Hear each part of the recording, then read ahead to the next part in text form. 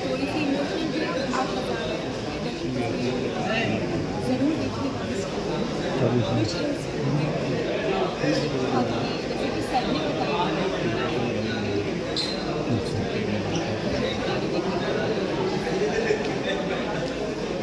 अपर्णा, आपने दिनेश भाई की फिल्में पहले देखी रही होंगी क्योंकि आपका करियर जो है अभी जल्दी शुरू हुआ है, बहुत बड़ा करियर आपका नहीं हुआ। आपने कभी सोचा था कि एक बार मौका मिलेगा आपको दिनेश लाल यादव जुबली स्टार के साथ काम करने का मौका मिलेगा आपको, क्योंकि आपने भी फिल्में देखी रही होंगी?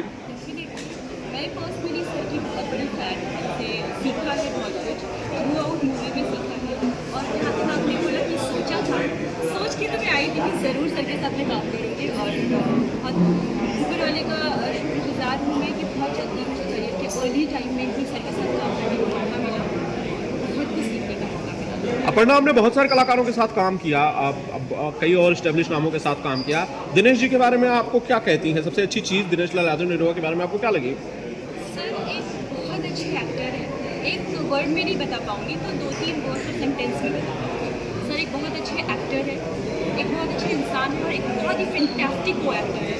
क्योंकि जब मुझे कहा कि मुझे दिनेश सर के साथ काम करना है तो I was of course little bit nervous कि I don't know what's gonna be happen, क्या होगा, बट बहुत कंफर्टेबल थे।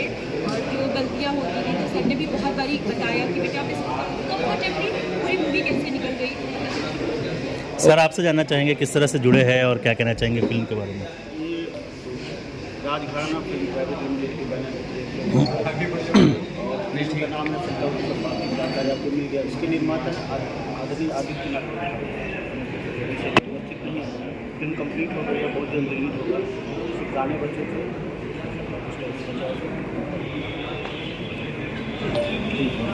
दिनेश भाई, अभी इलेक्शन रिजल्ट्स को हार्डली 1-2 हफ्ते ही हुआ है और आपने बहुत मेहनत की। 45 डिग्री में आप लगातार 40-50 दिनों तक प्रचार कर रहे थे। उसके बाद जैसे रिजल्ट आया, एक बार फिर से आप फिल्मों की तरफ वापस आ गए। थोड़ा और रेस्ट कर लेते हैं? नहीं, मुझे लगता है कि सबसे जो मेरा पहला काम है वो तो यही है। और चूँकि मैं धन्यवाद देना चाहता हूँ राजघराना फिल्म्स को भी और हमारे डायरेक्टर साहब को भी कि जैसे ही चुनाव अनाउंस हुआ उन्होंने अपनी फिल्म वहीं रोक दिया जी, कोई बात नहीं, अब हम चुनाव बाद काम कर लेंगे। तो मैं तो इसके लिए पहले से शुक्रगुजार हूँ उनका कि उन्होंने अवसर दिया मुझे, और मैं वहाँ पे जो मेरा काम था मैंने किया।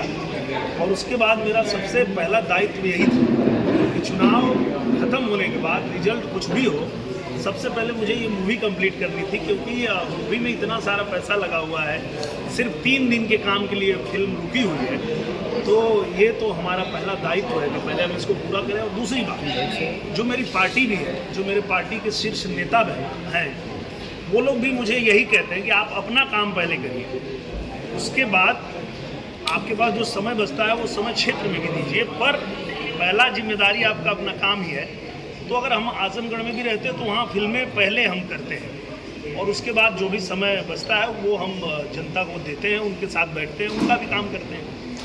दिनेश भाई, हालांकि परिणाम आपके अनुसार नहीं आ पाए और रिजल्ट जो है इलेक्शन के वो उस हिसाब से नहीं आ पाए जिस हिसाब से आपने मेहनत की। अब प्रायोरिटी क्या होगी दिनेश जी की? क्या फिल्में पहली प्रायोरिटी में होंगी कि पहले से फिल्में करेंगे, या जिस तरह से आजमगढ़ में आप लगातार रहते थे, ज़्यादातर वक्त आजमगढ़ में देते थे, उसी प्लान को स्टिक करेंगे? जैसे ही चुनाव के नतीजे आए, मैं सबसे पहले मिला महाराज जी को, हमारे पूज्य योगी आदित्यनाथ महाराज जी को। मिलने के बाद मैंने उनसे पूछा कि आगे आदेश क्या है।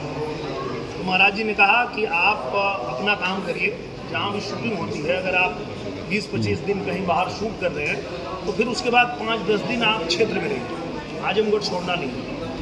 आजमगढ़ गाजीपुर आपकी जो है आवाजाही बनी रहनी चाहिए। तो हम लोग वही प्लान किए हैं कि एक शूटिंग से दूसरे शूटिंग के बीच में हम 10 दिन जो है वो वहीं रहेंगे।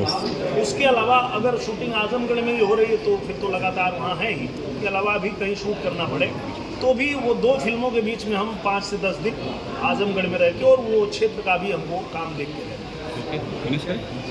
ठीक है। किसी को और पूछ रहा है कुछ? उसको पूछना है? सोलो करना है।